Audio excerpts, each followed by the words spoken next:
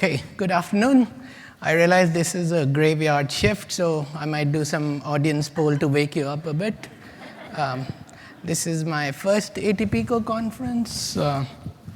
Happy to be here. I think I'll say this in all earnest. I think this is 1 year when I would have, hated to miss, because I think, as the earlier speakers said, everything's coming to a head in the terms of inventory, pricing, distribution, and e-commerce. And I think this is really a conference worth attending. My first poll, how many of you have been to Dubai? Okay, decent number. That's about, I think, over 50%. Very happy to see that. Just to let you know, last year, Dubai was the 4th most visited city in the world, climbing very rapidly up the charts. And just over a year from now, we're going to have the Dubai World Expo. The theme of the expo is opportunity, mobility, and sustainability. And 192 countries have confirmed their participation in the expo. We expect a lot more visitors to come in the 6 months from next October through March of 2021. And hopefully that will set the numbers high enough for us to move higher up on the ranking of most visited cities in the world. Just as an aside, you want to guess what's the #1 most visited city in the world? It's not. It's actually Bangkok, based on international travel. So it's Bangkok. We are, of course, an Islamic country, so we can't offer all the attractions Bangkok can. So we have...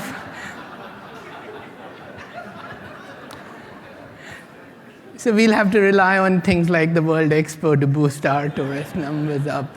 And of course, Emirates brings you to Dubai from 132 cities non-stop around the world. So Emirates is anyway a part of that, bringing the tourists into the Dubai journey. Okay, that was my tourism pitch. I have 2 very simple objectives for the rest of this presentation. One is to really deconstruct or demystify what's dynamic offers and dynamic pricing, right? So you hear all these terms, you hear all sorts of new jargon, new technologies, new APIs, and I want to try to build it. This is coming from an airline side, so from a commercial and pricing and revenue management and distribution side. So that's what we'll be talking. And the second part of it is more from an airline back office. What does it take to move to a world of dynamic offers? And so I hope to accomplish that in the next 9 minutes.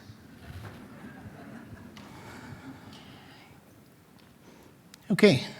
What I call the 4 C's, or the 4 building blocks of dynamic pricing, namely capacity, competition, customer, and context. Yeah? So how it works, the capacity, which is the inventory of the airline's leg, O&D segment, whatever you call it, is what generates availability. Today, we are already in a world of dynamic availability. I think pretty much every airline in this room should be on some form of dynamic inventory availability. That dynamic availability is driven by RBDs. It's driven by either leg or O&D optimization. It's driven by some of the science and technology that people like Pros and Sabre have built over the years. And then it's driven by distributed availability, satellites around the world, right? So I think the point is, if your availability is not dynamic enough, there's enough investment you can do on that front itself to get it to the next level, right? So dynamic availability is very much an essential foundation component of dynamic offering. Your pricing, your fare brands, your fare ladder, your RBDs, that's what drives the dynamic price, right? Again, I think what we've done is we may have gone and embraced new technologies or new hope in dynamic pricing engines. You may also want to invest in your back office, looking at how your RBDs are used and how often do you update prices across the entire fare ladder. We've done a lot of investment on back office and automating fare ladders and fare ladder generation, auto-uploading them, and so on. And I think you can do a lot of it there. So that's what you can do with dynamic availability and dynamic price. What makes it a dynamic offer In my view, this is not an IATA standard, not an ATPCO standard. In my view, when you add the customer and the context to it, that's what makes a dynamic price into a dynamic offer. And you can do this, again, across multiple channels in multiple different ways. You can look at your customer profile data. You can do frequent flyer tier-based dynamic offering. You can do targeted offers to people on your website or on third-party distribution channels. The context, right? So the purpose of travel for a customer. The context could be what flights are they seeking and what is your expected forecast on those flights. All of that make part of the context. And so you can make a dynamic offer to a customer based on both what they are seeking and based on what your own capacity dictates. And then you bundle ancillaries and make dynamic fare brands and all of that stuff, right? So these 4 things together make up for what's a dynamic offer foundation, right? And let's see if the laser light works. There we go. And then you come into the future or the current that we're all talking about, which is bringing in continuous pricing, dynamic pricing engines, total offer management, dynamic bundling. And so this is all stuff you can build on top of, but if you don't have these foundation pieces, you can really go wrong. Before I go into a couple of examples of that, let me talk about, so we've done a couple of pilots working with ATPCO, with Sabre and FareLogix on both adjusting a published price dynamically that was filed through ATPCO and also doing dynamic discounting on an already published fare. And again, those pilots were done with our partners. Obaid and Brandon and our team at Emirates worked on it. Those were successful pilots. But as I said, in the larger scheme of things, you can do this across this entire chain of things. Okay, so to the examples, example number 1. If you have 1 seat left on your plane capacity, it doesn't matter what your competitors are doing.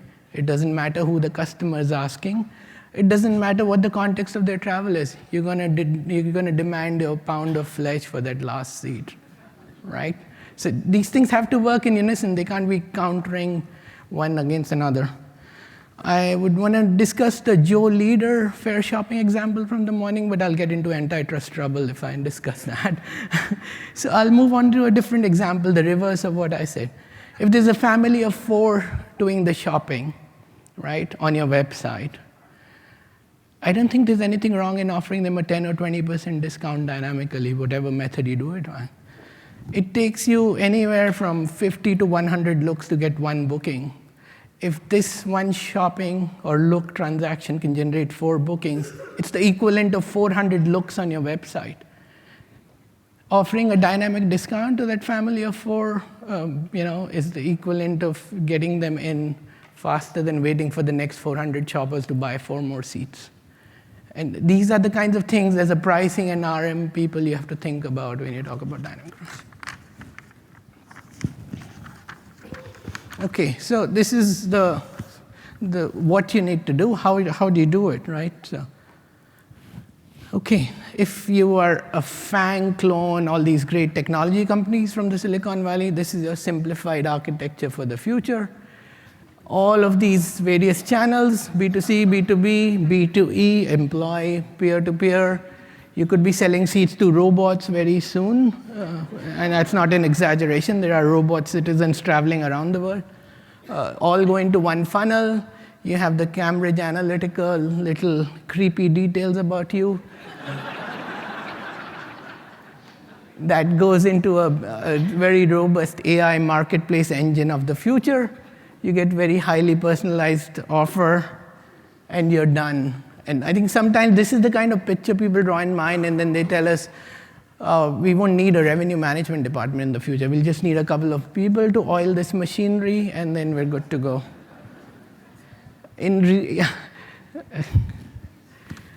I think in reality, what it takes is a lot more. I mean, unless you are an LCC who only sells direct and you can simplify your world to do this, what you really have to do is scale up your legacy for doing this dynamic offers, right? So You have your direct, your indirect channels, you have OTAs, you have fare comparison engines like InFare, QL2, et cetera, running, you have digital marketing. All of those need to be fed with your dynamic price and dynamic availability.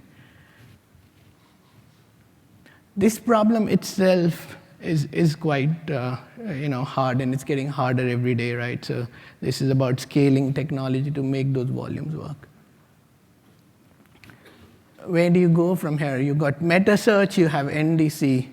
And now what you need is an orchestration layer talking through various APIs, Edifact, NDC, whatever APIs. And on the airline side, you have your legacy pricing engine, you have the availability, RAV, AP, RTDP, whatever you may have. You've got shopping engines of different types to service different needs across these different distribution partners. Ancillary and merchandising capability to make the relevant offers to the relevant people. Some ML, again, machine learning AI type algorithms to do more spot pricing. And then a whole offer and order management. And a note to myself to add next generation shopping box into this already crowded picture. So I think this is, you have to scale up. I think what Suren mentioned earlier is very relevant. You're looking at volumes of 10x to 100x, right? So I think the volume of shopping we were handling 4 years ago is 1/100th of what we're handling today, and we're getting up for another 10x multiplication on that, just to open up all these channels and all these selling opportunities. And so I think Rolf's presentation in the morning talked about capitalizing. You actually have to put a lot of capital to capitalize on this opportunity. And it's just something that's a reality, right?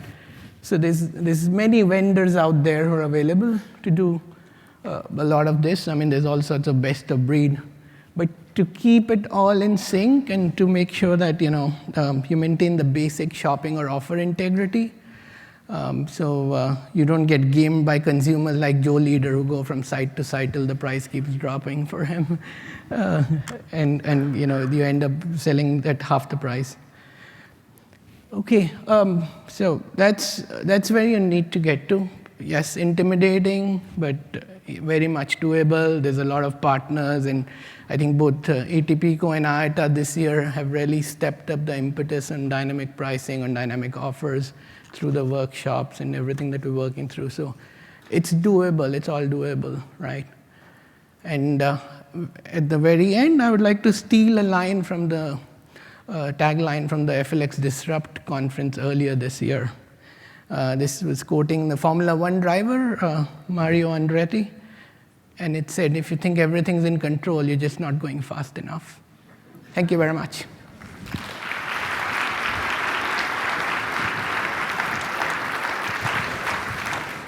Thank you, Amit. Very interesting.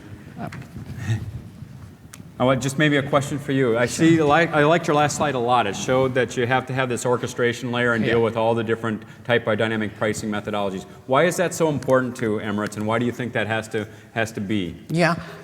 So just to make it very clear, it wasn't an Emirates specific drawing. I think every airline which is in sort of traditional distribution, it's going to live in this duality of legacy distribution plus the new dynamic distribution, requires an orchestration layer. So to do things like the DPE pilot we did with the IATA and our other partners, with the ATPCO and our other partners, to do dynamic bundling and dynamic offering. We do things like we offer dynamic cash plus miles to our consumers. So if depending on what the flight situation is and how many miles the customers have in the account, we make the mile conversion quite attractive on a low seat factor flight versus the high seat factor flights. And those sorts of dynamic offers can be done aplenty in various different ways. But again, to maintain the integrity of what you offer and make sure you're not having one optimization step on top of another optimization, the orchestration layer is the key. Excellent. Excellent. Thank you very much. Thank you. My pleasure.